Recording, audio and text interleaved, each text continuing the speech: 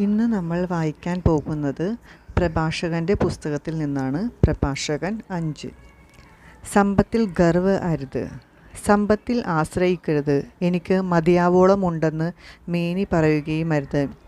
സ്വന്തം കഴിവിൽ ആശ്രയിച്ച് ഹൃദയാഭിലാഷങ്ങൾ കുത്തി ജീവിക്കരുത്.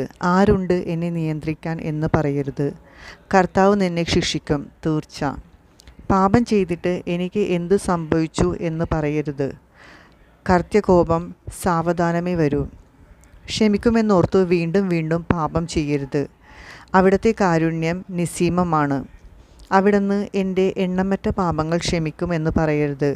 കാരുണ്യത്തോടൊപ്പം ക്രോധവും കർത്താവിലുണ്ട്. അവിടുത്തെ ക്രോധം പാപികളുടെ മേൽ പതിക്കും.